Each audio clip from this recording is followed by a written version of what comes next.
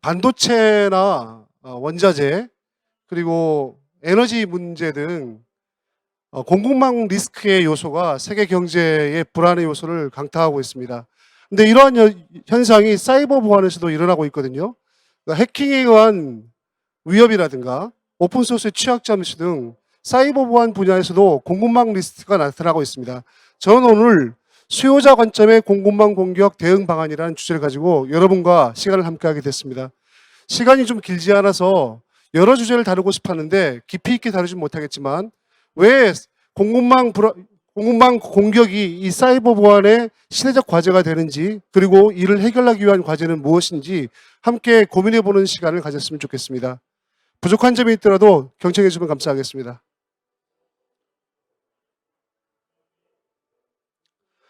제가 말씀드린 순서는 보시는 것과 같습니다. 우선 세계적으로 급증하는 공급망 공격의 실태를 알아보고 이에 선진적인 사례인 미국의 행정명령 14018의 디테일에 대해서 알아보도록 하겠습니다. 그리고 이것이 현실적으로 적용했을 때 나타날 수 있는 이슈와 문제점은 무엇인지 살펴보겠습니다. 마지막으로 이러한 것들 문제를 해결하기 위한 수요자 관점의 공급망 공격 대응 방안에는 어떤 핵심 요소 기술들이 필요한지 살펴보는 것을 끝으로 세미나를 마치도록 하겠습니다. 공급망 공격은 이제 우리 앞에 닥친 시대의 과제가 됐습니다. 전 세계 1만 8천 개 기업을 도미노처럼 한꺼번에 무너뜨린 솔라인지 사태는 공급망 보안이 더 이상 미룰 수 없는 시대의 과제라고 이야기하고 있습니다. 본 장에서는 급증하는 소프트웨어 공급망 공격 및 주요 기관들의 전망, 그리고 한국 시장에서 소프트웨어 공급망 공격 대응 관련 현황과 이상에 대해서 점검하고자 합니다. 여러분 좌측에 보시는 도표가 ICT 공급망 리스크를 이제 딱 표현한 표라고 보시면 되는데요. 공급망 리스크는 크게 두 가지로 나눌 수 있겠습니다. 첫 번째가 위협, 두 번째가 취약점이 되겠습니다. 그러니까 위협의 경우도 공격자의 의도에 의한 공격에 의한 위협이 있을 수 있고, 여러분 우리나라 국민 90%가 다 겪으셨겠습니다만은 엊그제 지난 주말에 있었던 카톡의 통신장애 같은 경우는 디제스터죠. 그러니까 공격자의 의도가 담지 않은 위협도 공공항의 리스크 중에 하나라고 보시는 게 맞겠습니다. 또한 취약점도 외부의 오픈소스와 같은 손상된 오픈소스를 통한 취약점의 이슈가 있는 반면 내부의 보안 정책의 미비로 발생시키는 어떤 버널러비티, 취약점의 이슈도 있을 수 있겠습니다. 저는 본 강연의 초점을 네 가지로 두고 있습니다. 첫 번째는 위협과 취약점 두 가지를 모두 커버하고자 했습니다.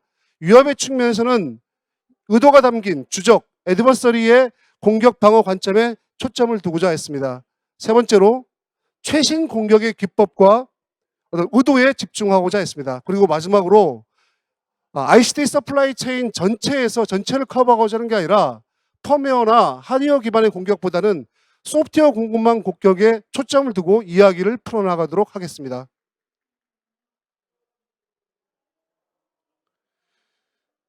소프트웨어 공급망 공격이란 소프트웨어 생산 및 전달 과정에서 해커가 악의적으로 혹은 의도하지 않은 취약점이 발생하는 모든 공격을 이야기합니다. 대표적인 공격 기법으로는 업데이트 가로채기, 코드 설명의 훼손, 오픈소스 코드의 손상, 보안 취약점, 제로데이 익스플로이트를 활용한 보안 취약점의 활용 등이 있겠습니다. 공급망 공격을 감행하는 해커들은 성공할 때까지 끈질기게 매우 오랜 시간을 두고 최신의 모든 사회공학적 기법을 동원합니다. 심지어 개발사의 빌드 서버에 침투할 수 있다면 개발자에 대한 회유나 물리적 침투도 마다하지 않을 것이라 생각합니다. 2020년 이후 전 세계적으로 소프트웨어 공급망 공격은 급격하게 증가했습니다. 유럽연합 산하에서 사이버 안보를 관장하는 에니사는 2021년 7월 공급망 공격의 위협 지표라는 리포트를 발간했습니다. 본 리포트에서 에니사는 다수의 공급망 공격에서 특정 APT 그룹과의 연관성을 찾았다고 밝히고 있고, 그러나 한편 더 놀라운 사실은 지금 여기에 보시는 공급망 공격들은 헤드라인의 일면을 장식할 정도로 널리 알려진 공격일 뿐이며 밝혀지지 않은 공급망 공격, 지금도 현재도 진행되고 있는 공급망 공격은 더욱더 많을 것으로 예측하고 있습니다. IBM은 데이터 침해 사고의 5건 중 1건이 공급망 공격에 기인한다고 이야기하였고, HP는 공급망 공격의 TTPS가 사이버 범죄 간의 상품화될 가능성까지 내다보았습니다. 우리나라도 그 사정은 다르지 않다고 생각합니다. 한국에서도 특히할 만한 여러 공급망 공격 사건들이 있었는데요. 맨 앞에 보시는 위즈베라 베라포트 공급망 공격은 앞서 에니사 리포트에도 인용된 바 있습니다. 코드 설명의 훼손을 통해서 일어난 공격이죠. 재택근무가 한창이던 작년 7월에는 SSL VPN의 취약점을 사용해서 방산업체의 기밀 문서를 탈취한 사건이 뉴스에 크게 보도가 된 바 있습니다. 북한의 지원을 받는 라자루스가 우리나라 소프트웨어 개발 업체에 침투하고 있다는 사실은 이제 공공연한 비밀이 되고 있다고 생각합니다. 그리고 바로 얼마 전 올해 3월에도 보안업체 아이사에 침투하여서 특정 패치의 DLL 하나를 변조시키는 공급망 공격 사건이 있었는데요. 무려 47개 기관이 한꺼번에 악성 코드에 감염된 정황을 파악했다고 합니다. 주요 시장 평가 기관 및 관계 기관들은 급증하는 소프트웨어 공급망 공격에 대응해야 한다고 경고하고 있습니다. 가트너는 전 세계 기업의 45%가 2025년까지 공급망 공격을 경험할 것이고, 프로스트 앤 설리반은 공급망 공격이 이제는 기업이 필수로 관리해야 될 새로운 위협으로 부상했다고 이야기하고 있습니다. 과기부는 수요자 측면에서 소프트웨어 전반적인 사용 주기에 보안 강화가 필요하다고 지적하였고, 국정원은 관제의 사각지대를 노린 공급망 침투 및 보안 솔루션의 우회 등 공격 기법이 변모할 것으로 내다보고 있습니다. 금융보안원도 지난해 말 발간한 사이버 보안 이슈 전망에서 공개된 오픈소스에서 취약점을 찾아내 악용할 가능성 및 라이선스 체계를 위반할 가능성에 대해서 경고하고 있습니다.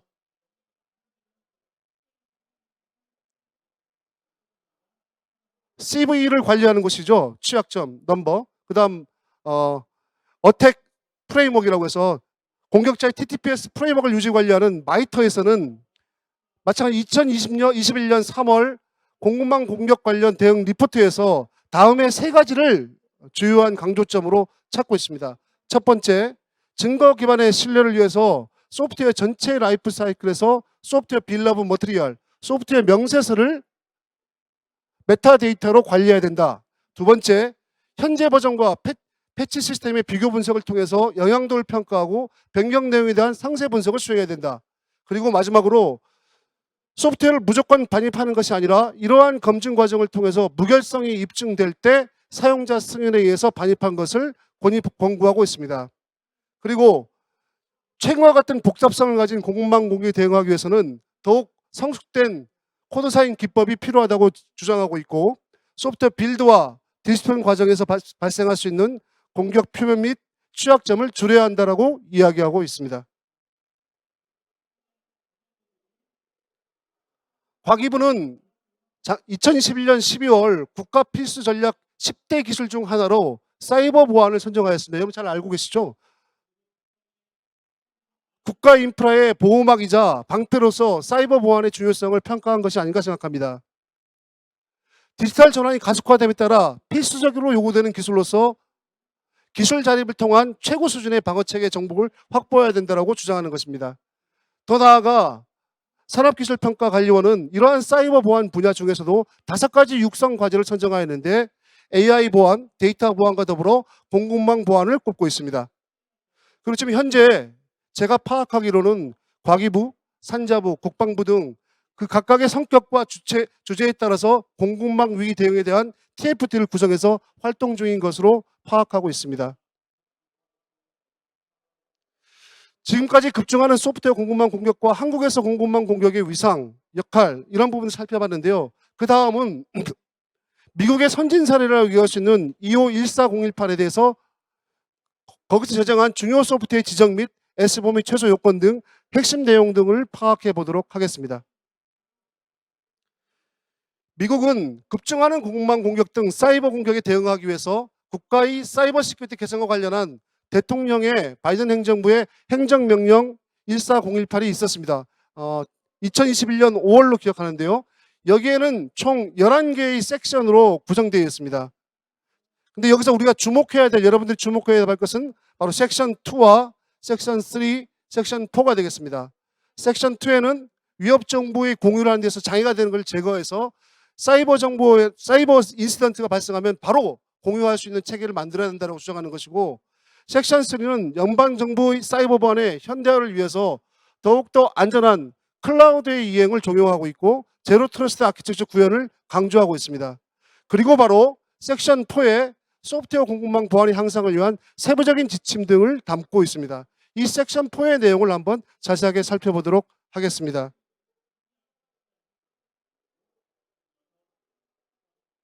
이후 섹션 4는 NIST로 하여금 민간, 학계, 정부 및 기타 기관의 의견을 구하여 새로운 표준, 도구, 모범 사례 및 기타 소프트웨어 공급망 보안을 강화하기 위한 지침을 마련하도록 지시한 내용입니다. 그래서 이에 1년 후 시간인 올해 5월 미국의 상무부 장관은 대통령에게 메모랜덤 형식으로 이제 보고를 하게 되겠죠. 그 보고의 내용에 보면은 여러 가지 있겠는데 핵심이 되는 내용은 크리티컬 소프트웨어, 중요한 소프트웨어가 무엇인지 정의하고 공포하였습니다.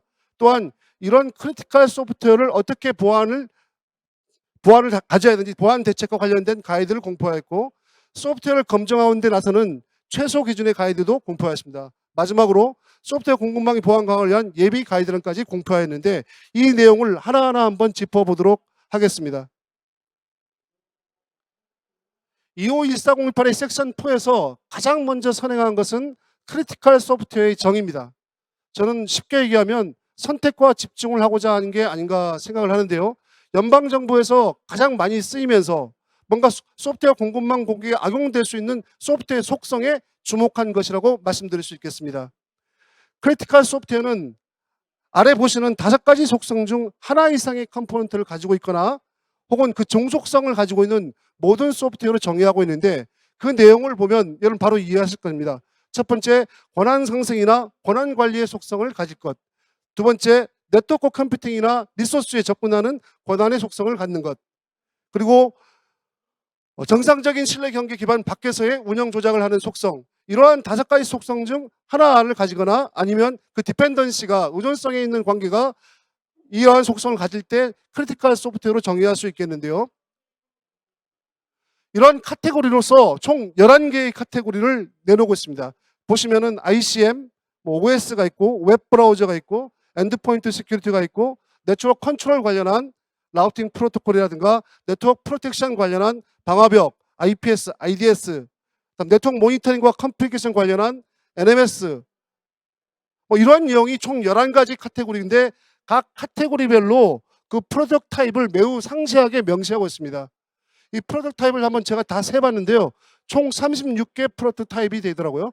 이 36개 프로덕트 타입을 실제 제품과 소프트웨어 벤더로 매칭시켜 보면 아마 수백 개의 제품과 수백 개의 벤더가 이에 해당되지 않을까 생각합니다. 그리고 이러한 크리티컬 소프트웨어를 사용자가 씀에 있어서 반드시 행해야 될 보안 조치 5가지를 얘기했는데 그중에 첫 번째만 말씀드리면 중요한 이러한 크리티컬 소프트웨어 플랫폼을 부정한 접근이나 이용으로부터 방어하기 위해서 MFA를 사용하거나 네트워크를 분리할 것을 권고하고 있습니다. 다음으로 이후 섹션 4에서는 소프트웨어 개발자 및 소프트웨어 벤더가 소프트웨어를 검증할 때 추천되는 11개의 최소 미니멈 가이드라인을 공포하였습니다. 여기에는 잠재적으로 간과될 수 있는 테스트 대상을 식별할 수 있는 위험 모델링 기법 및 자동화된 툴을 써서 지속적인 테스트를 수행한다는 것, 그리고 정적 테스트, 동적 테스트, 그리고 소프트웨어 포함된 라이벌이나 서비스 등을 확인할 수 있는 컴포넌트의 확인 등을 내세우고 있습니다. 이와 별개로 NIS 섹션 4에서는 소프트웨어 공급망 보안을 위한 4가지 새로운 개념을 내왔습니다. 제가 앞서서 S봄을 얘기하면서 그냥 관광하고 지나간 것 같은데요. S봄이란 소프트웨어 빌 오브 머티리얼, 쉽게 얘기하면 소프트웨어 자재 구성표죠. 여러분 막걸리 이렇게 드시면 막걸리에 인그라디언트, 물이 몇 프로고 그 다음 누룩이 들어가 있고 여기에 아스파탐이 들어가 있다 안 들어갔다 이런 형태로 소프트웨어 구성 부품표를 명시하는 겁니다. 이런 S봄과 두 번째 벤더 리스크 어세스먼트, 세 번째로 오픈 소스 소프트웨어 컨트롤, 네 번째로 버너러비티 매니지먼트를 두고 있는데 최근 이 공공망 보안 관련해서 제가 세미나를 많이 다녀봤는데 세미나나 모든 기구에서 S범과 오픈소스에 대한 이야기가 언급되는 이유가 바로 여기에 있습니다. 그리고 벤더 리스크 어세스먼트 같은 경우에는 소프트웨어 개발 보안 벤더의 보안 태세와 어택 서피스, 공격 표면을 어떻게 관리할 것인가에 대한 이슈가 되는데요. 이에 대한 내용은 제가 나중에 자세히 또 별도의 장에서 말씀드리도록 하겠습니다. 마지막으로 2호 섹션 4에서는 미니멈 엘리먼트 4 S범이라고 해서 NTI가 소프트웨어 관련 기업 전문가로부터 공개 의견을 수렴하여 S범에서 갖춰야 될 최소 요소 및 S범 이용자가 반드시 실행해야 될 사항 등을 규정하고 있습니다. S범에 포함될 데이터 필드로서는 서플라이어 네임, 컴포넌트 네임, 버전, 오브젝트, 디펜던시, 타임 스탬프 등이 있습니다.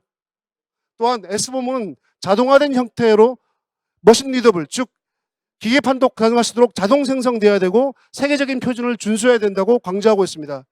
세계적인 표준에는 리눅스 재단이 주도하고 있는 SPDX, OWASP가 주도하는 사이클론 DX 등이 있습니다.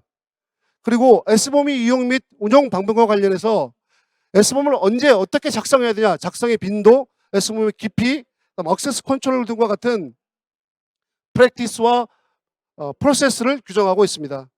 이상으로 2호 섹션 4에 대해서 제가 상세하게 말씀드렸는데 사실 2호 섹션 4만 하더라도 제가 인터넷 들어가서 서핑을 해봤는데 어마어마하게 양이 많더라고요. 이 내용만 가지고도 오늘 이야기를 다 할 수 있겠습니다만은 저는 여기서 우리가 어떤 인사이트를 가지고 우리에게 어떻게 적용할 수 가능할 것인가에만 조금 참조만 된다면 도움이 된다고 생각합니다. 이런 2호 섹션 4는 우리나라 현실에 바로 적용 가능하지는 않다고 생각합니다. 그럼에도 불구하고 앞서 얘기한 S범을 메타데이터로 관리해야 되는 것, 크리티컬 소프트웨어를 정의해서 선택과 집중을 해야 되는 것, 이런 것 등은 우리나라 현실에서 바로 적용 가능한 이야기가 아니겠는가, 저희 개인적인 의견입니다만은. 근데 이와 별개로 정말 현실에 맞게 소프트웨어 공급망 공격을 방어하자고 했을 때 나서는 이슈와 문제점들이 많습니다. 본장에서는 소프트웨어 공급망 보안관을 수행하기 위해 해결 과정에서 부딪힐 수 있는 수요자와 공급자의 아레나 등 현실의 이슈들과 문제점을 진단해 보도록 하겠습니다. 첫 번째는 애드버서리, 즉 공격자의 목표와 의도에 집중해야 된다고 생각합니다. 그러니까 사이버 공격을 얘기할 때 이게 테러에 대해서 많이 얘기하는데 TTPS라고 하죠. 애드버서리의 그들의 전술은 무엇이고 그들의 기술 방법론은 무엇이고 그들의 프로세스는 무엇인지를 정확히 이해할 때 이에 맞설 수 있는 대응 체계를 갖출 수 있다고 생각하는데요. 공격자의 목표는 결국 수요 기업의 ICT 인프라 침해입니다. 소프트웨어 개발 벤더는 그 경로로서만 활용될 뿐이다라는 것을 명심해야 되겠습니다. 또한 최근에 벌어진 다수의 공급망 공격은 소프트웨어 패치의 반입과 검증 과정에서 벌어졌다는 점을 주목해야 된다고 생각합니다. 때문에 소프트웨어 패치의 반입과 검증이 보안 관제의 프로세스 및 아레날로 정의되어야 된다고 생각합니다. 두 번째, 제가 소프트웨어 공급망 공격을 이야기하면 어떤 고객분들은 그거는 그냥 소프트웨어 벤더가 알아서 해야 될 책임 문제 아닌가라고 이야기하는 분들도 계십니다. 뭐 그렇게 생각할 수도 있습니다. 그러나 소프트웨어 공급망은 보시는 채널과 같이 완벽한 가시성을 확보하기가 쉽지가 않습니다. 매우 복잡하게 얽혀 있죠. SI 업체가 있을 수 있고요. SI 업체가 직접 오픈소스를 쓸 수도 있고 그 앞에 소프트웨어 벤더가 할 수 있고 개발업체가 또 따로 있을 수 있겠죠. 프리랜서가 동원될 수도 있고요. 공급자이면서 또한 최종 엔드유저를 대상으로 하는 수요자이기 때문에 사고의 책임을 일방적으로 공급사에만 전가하는 것은 맞지 않다고 생각합니다. 여러분 보이스피싱을 한번 생각해 봅시다. 그러니까 신규 보이싱 기법에 동하는 그런 FDS를 고도화하지 않고 보이스피싱의 어떤 그 피해 문제를 엔드유저에게만 전가할 수는 없는 문제 아니겠습니까? 때문에 제로 트러스트 관점에서 수요자는 수요자대로 공급자는 공급자대로 각 주체에 맞게끔 필요한 대응 시스템을 갖춰야 한다는 생각입니다. 다음으로 소프트웨어 딜리버리와 커뮤니케이션 측면을 말씀드리겠습니다. 대다수의 공급망 공격이 소프트웨어 패치의 반입과 검증과 반입 과정에서 벌어진다라고 했는데, 고객 여러분께 소프트웨어 패치를 어떻게 반입받습니까? 라고 질문하게 되면 약 90%의 고객이 이메일을 통해서 받는다고 이야기합니다. 이메일은 소프트웨어 반입의 단일한 통로가 될 수도 없고, 사실 이메일은 공격자가 가장 선호하는 공격의 벡터로서 작용하고 있습니다. 그리고 망분리를 수행한 기업 같은 경우는 특정 첨부 파일 용량에 한계를 두고 있기 때문에 그 예외를 허용할 수밖에 없는 게 현실입니다. 최근에는 비즈니스 이메일을 사칭한 BEC 공격, 더 나아가서 아예 개발사의 빌드 서버, 이메일 서버를 침해해서 그 이메일 아이디로 해커가 소프트웨어 패치를 전달한다고 가정해 보십시오. 이런 것을 EAC 공격이라고 합니다. 또한 일방적으로 소프트웨어를 전달하는 것에 그치지 않고 재반 이력을 자동화해야 됩니다. 소프트웨어도 하나의 회사의 자산 아니겠습니까? 회사의 자산인데 각각 개별 개인의 메일 보관함에 자산이 분리되어 보관을 한다는 자체가 저는 이슈라고 생각합니다. 또 이런 것들을 자동화하기 위한 커뮤니케이션 통로가 필요하다는 주장입니다. 다음은 수요자 관점의 소프트웨어 검증 이슈입니다. 한마디로 기존의 경계보안 제품은 이런 그 소프트웨어 패치 혹은 소프트웨어의 검증에 어울리지 않습니다. 이런 경계보안 제품에서는 앞서 중요하다고 얘기했던 S범 데이터도 제공해주지 않고요. 오픈소스 데이터도 적용하지 않고 디지털 정보가, 디지털 인증서가 만료가 되는지 그 회사의 진본성이 입증되는지에 대한 정보도 제공하지 않습니다. 기존의 경계보안 탐지 시스템, 탐지 기반의 시스템들은 고도의 회피성이 뛰어난 지능성 위협을 공격을 방어하지 못합니다.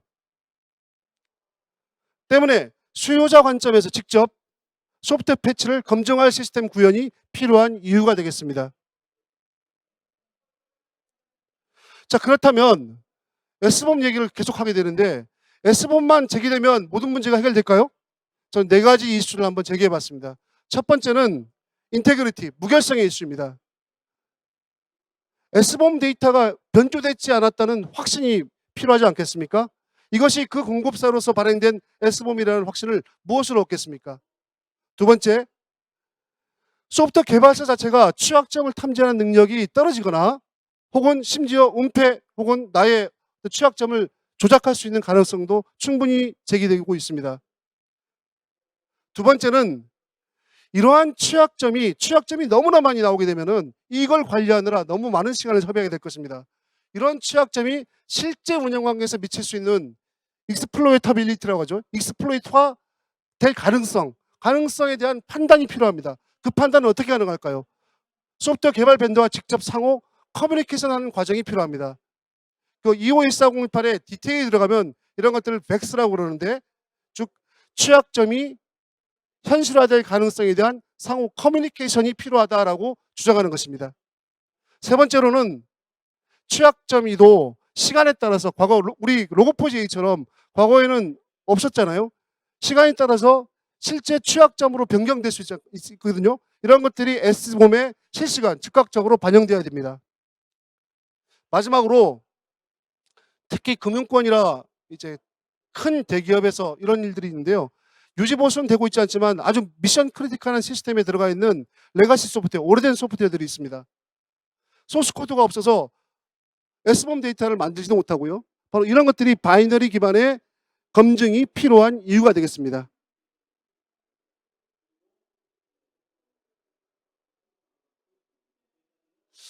앞서서 2호 섹션 4에서 14018 섹션 4에서 가장 먼저 시행한 것이 중요 소프트웨어의 정의라고 말씀드렸는데, 그 섹션 4에서 정의한 기준에 11개 카테고리를 가지고 제가 한번 자의적으로 한번 나눠봤어요.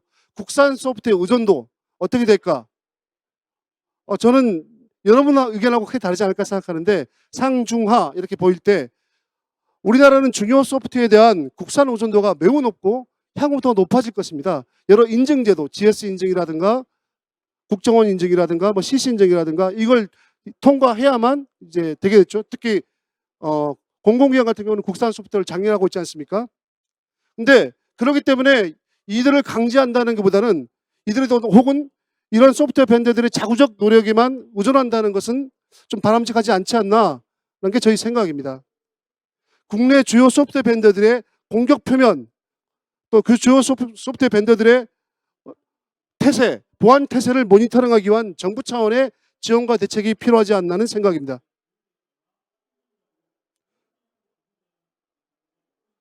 마지막으로 우리가 검토해야 될 것은 우리 국내의 가이드라인입니다.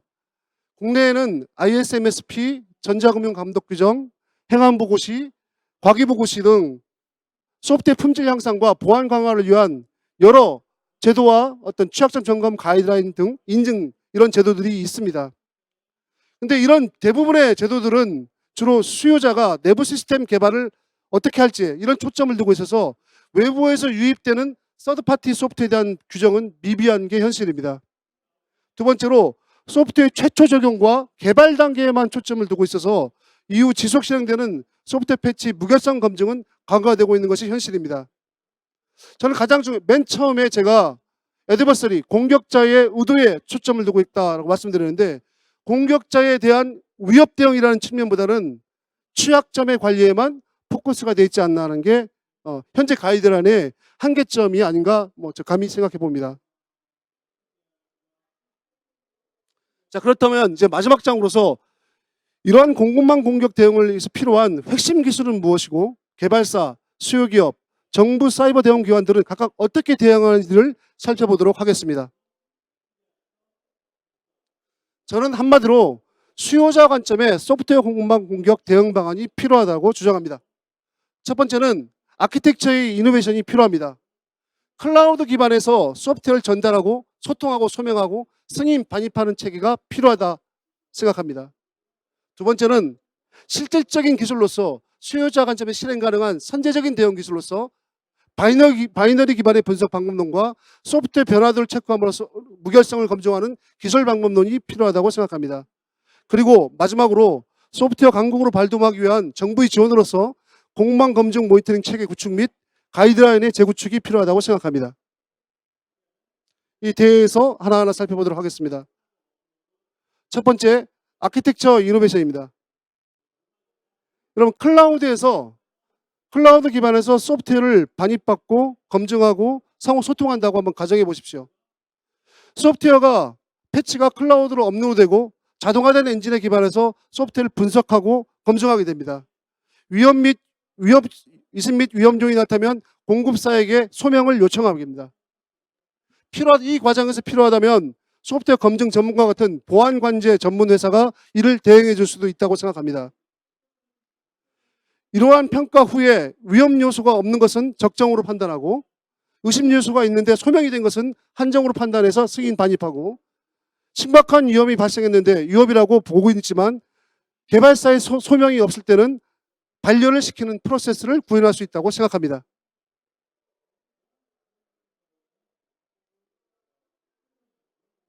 수요자 관점에서 공급망 공격에 대응하기 위한 필수 요소 기술로서 저는 변화도 모니터링 기술을 한번 주장하고 싶습니다.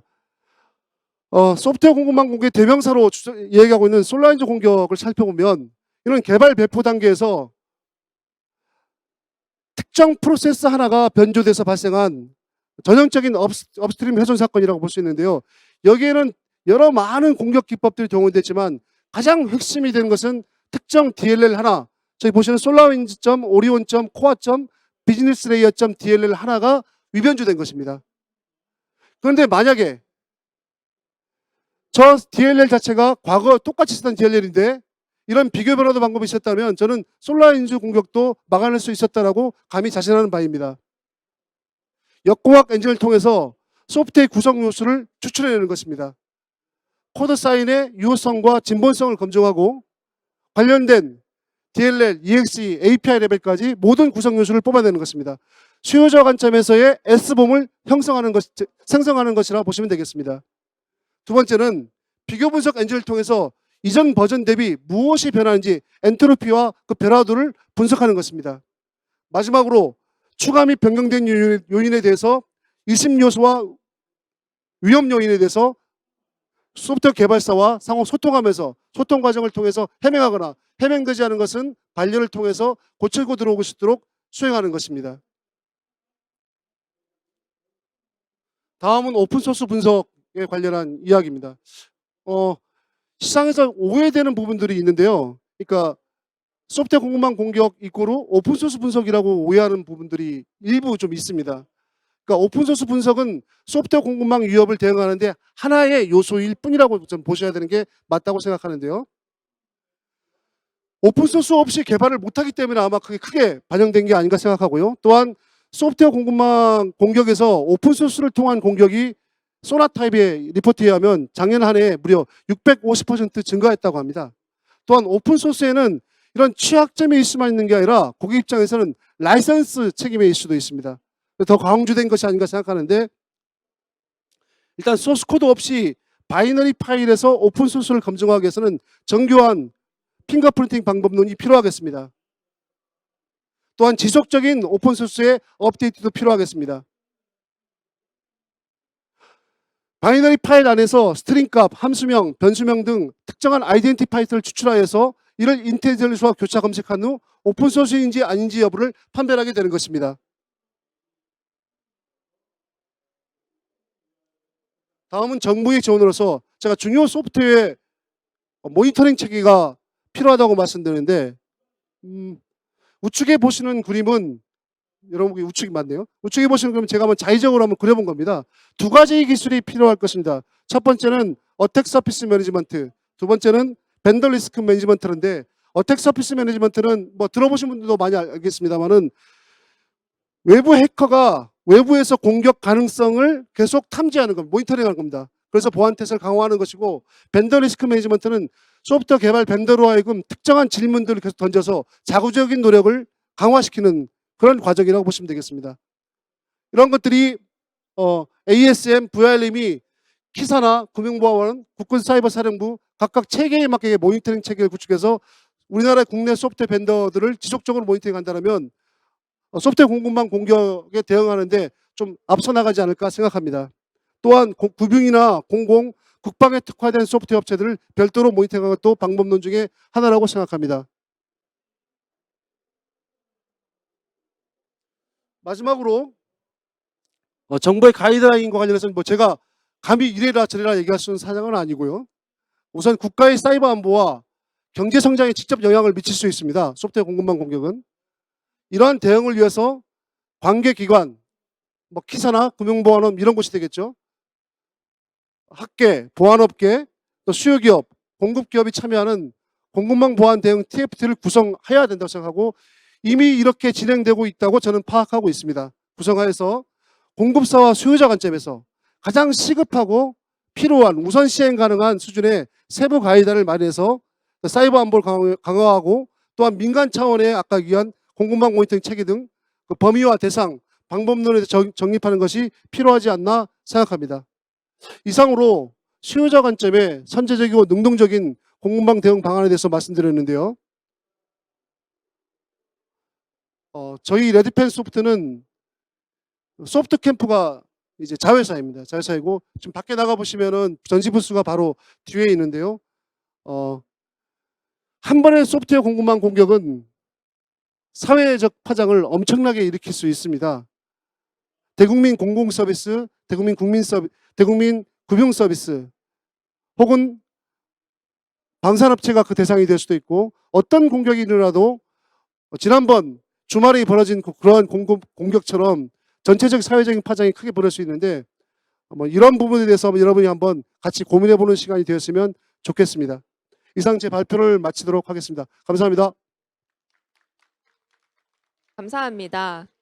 네, 이 강연을 보시고 지금 두 분께서 질문을 남겨주셨는데요. 아래 두 질문 그리고 위에 두 질문이 각각 같은 분으로 보입니다. 각 분당 한 가지 질문씩 선택을 해서 혹시 답변을 해주실 수 있을까요? 네, 첫 번째 질문은 2514-018을 이렇게 제가 보니까 주로 보안 벤더들, 죄송합니다. 소프트웨어 개발 벤더들이 해야 될 미니멈 엘리먼트라든가 규칙 이런 것들을 하고 있어요. 그래서 우리 국내에도 이미 그렇게 방향이 가지 않을까라는 생각을 했었고요. 수요자 관점에서도 제가 얘기하는 주장은 소프트웨어 개발 벤더도 여러 가지 지켜야 될 것들이 있겠죠. 표준이라든가. 근데 수요자 관점에서도 선제적으로 제로 트러스트 관점에서 그에 맞는 대응 시스템을 갖춰야 한다는 주장이고요.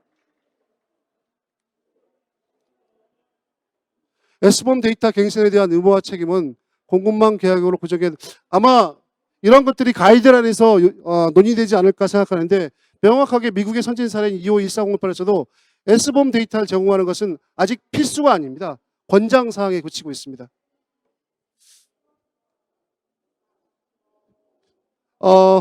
제가 이제 그 수요자 관점에서의 대응을 이야기하다 보니까 바이너리 기반의 분석을 중요하게 오픈소스를 얘기했는데 현재 뭐 제품 얘기해도 되겠습니까? 저희 레드펜 소프트 개발한 엑스스캔이라는 서비스는 오픈소스에 대해서는 바이너리 기반도 분석하고 소스코드 기반도 동일하게 분석을 합니다.